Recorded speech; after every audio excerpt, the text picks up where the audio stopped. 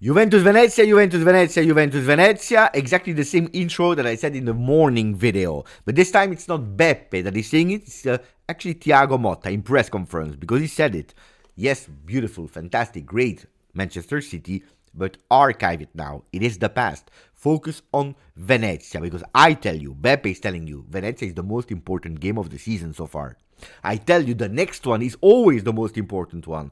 If we can't beat Venezia, well, the game of Manchester City is gonna, but extremely fast. And actually, losing or not winning against Venezia will have a bigger negative impact than the win has positive impact of the one of Manchester City. So pay attention to that. Ragazzi, I'm asking you also today to put a maximum of like, to don't forget to subscribe to the channel to make that community bigger. Every time that I'm speaking, we are winning a subscriber. We are going towards the 35, so I'm counting on you with the basic things. And please interact because I love to read you. Like I was reading this morning under the video, someone that said, Beppe, but if we cannot beat Venezia, what are we speaking about? They are the last ones in Serie A. They lost nearly against everyone. If we cannot beat them, then we have a problem. But that's the problem. That's exactly the problem. Because we know it. Football is crazy. Otherwise, guys, it would be too easy. You bet on the name, Juve, Milan, Inter, Napoli, the big teams, and they always win. Manchester City would have won probably on paper against Juventus, but football is crazy. Now, there is a different level from Manchester City, Juve, or Juve Venezia, and we all agree on that. But the single game, especially in Italy, can be totally crazy. We saw it with the teams of Di Francesco. And Thiago Motta, he said exactly the same as I said. We are playing against Venezia. Playing against Venezia like we played against City. Well, look, our approach is always the same. Concentrated with determination. We have a lot of respect for our opponents. We need to have intensity from the beginning of the game. We need to be humble. We need to be and having that solidarity. So being together to do a great game. Now, that the approach has always been the same towards the game, I can maybe even believe him. But from the first minute of the game, from the first seconds of the game, that the approach, the behavior on the field has been the same, regardless of the opponent, I don't agree.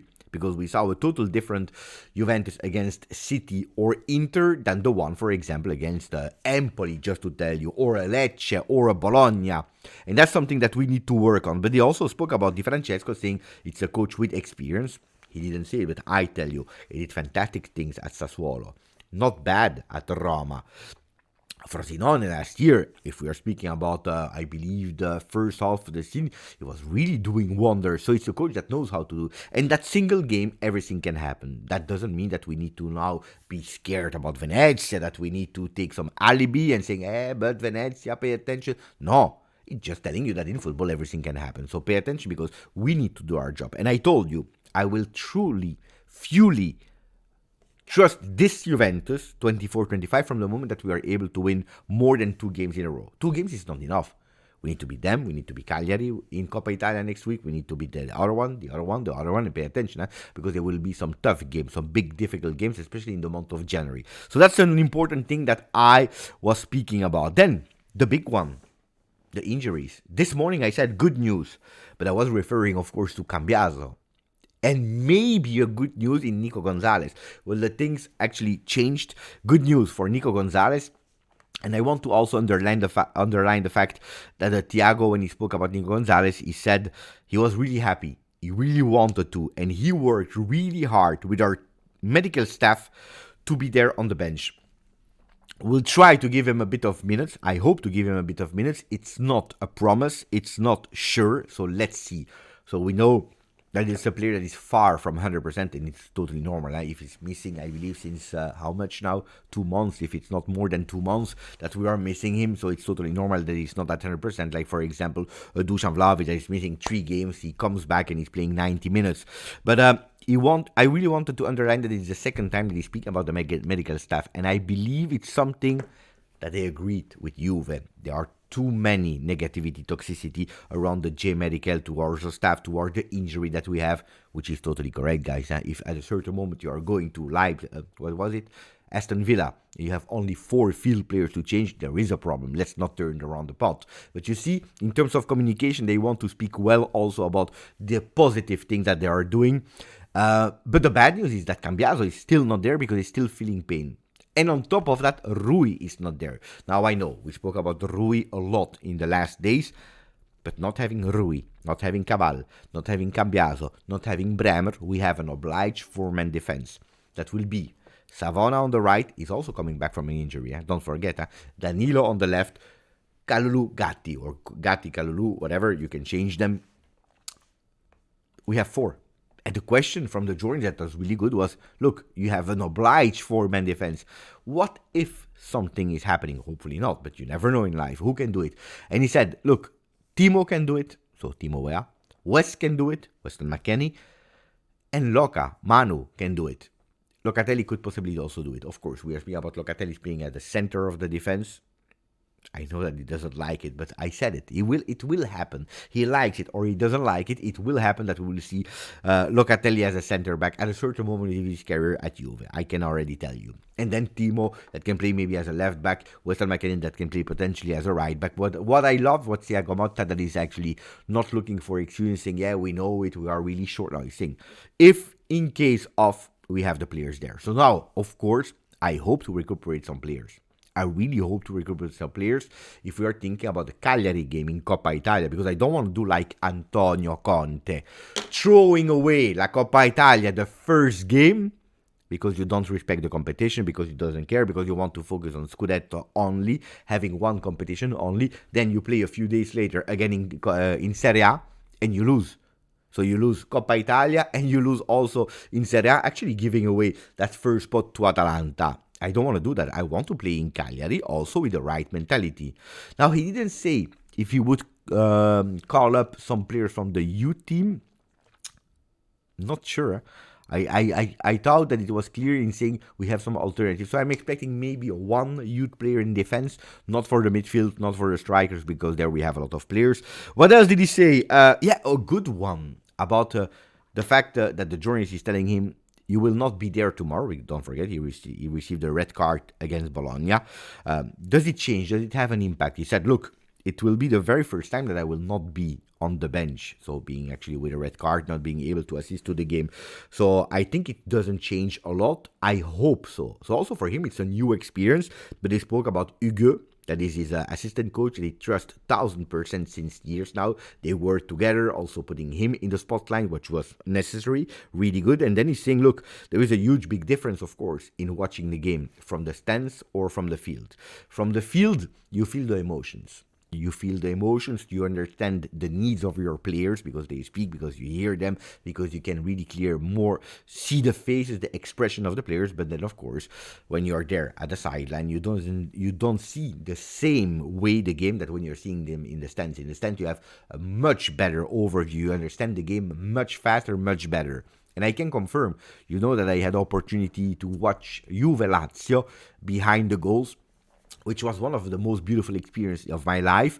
But if they told me, Beppe, you can follow the entire Serie A from that spot, probably I will say no. Because you don't see the games. You don't understand the game. You see, you feel them. You can nearly touch them. You hear them breathing. You know what they say. But you don't know. You don't know what is happening on the other side. It's really far. The perspective of being so low is totally different. So being a coach is extremely difficult. And that's why I'm telling you that maybe tomorrow, having Hugo there, Thiago Motta up, if they communicate in a way which is not allowed, but that would be even good. But it's true. What he's saying is really true. What else did he say that is important about the goalkeepers? He said we have 3 goalkeepers. They can play any time. I love the competition that there is between the 3. That is only good. So he didn't tell us which goalkeeper will start tomorrow. It can be that tomorrow it's Perin. So Champions League, it was... Look, I'm going crazy. Champions League, it was Di Gregorio. Maybe in Serie A, tomorrow against Venezia, it will be Perin. And then in Coppa Italia against Cagliari, it will be Pinsoglio. You will see. You will see. You will see.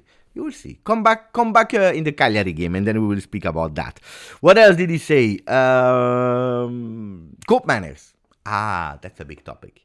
Koopmeiners. He said, look, Koopmeiners is fundamental in everything. He said, I love his body language. He said, if you're watching the game, his body language, if you really focus on him and only on him, how he's directing the team, how he's communicating, his body language, he's a number 10.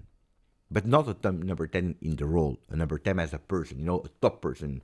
Un numéro 10 dans ma team, that's an old French rap song. Then he said, in terms of the mental approach towards the game, he's a number 10. He's a number 10 in how we react in difficult moments, in difficult situations. He's a number 10. And that's why it's really difficult to change him, to sub him, because he's helping us a lot. And that's what I told you. I said he needs to do better, especially with the ball, and we are expecting much more for a Koopmeiners because we didn't sign a Koopmeiners only for the off-the-ball movements, for the runs into spaces where he's not receiving the ball. And I totally agree with that. But all the other part, the aspect that we don't see, especially when we are watching on television, that's also something that a coach, especially I like Thiago Motta, is watching. He's paying attention because he's helping the team a lot. So at the moment, me and Thiago, we are totally aligned. What I would have loved, of course, was that extra little sentence where he said, that's what he needs to do and continue to do because he's giving us that leadership, this behavior that we really need. Of course, I'm expecting much more from him because we know that he can do it. And that was maybe something that I was missing there. We spoke about the defense. We spoke about Di Gregorio, about the rotations, the turnover. He said, look, turnover. When we are doing turnover and the people are not happy because we did turnover, probably was referring also to Rui. When we are not doing the turnover, then people are complaining because we're not doing turnover enough. Let's see. We will see tomorrow. So he didn't give us any clue about the starting lineup of tomorrow.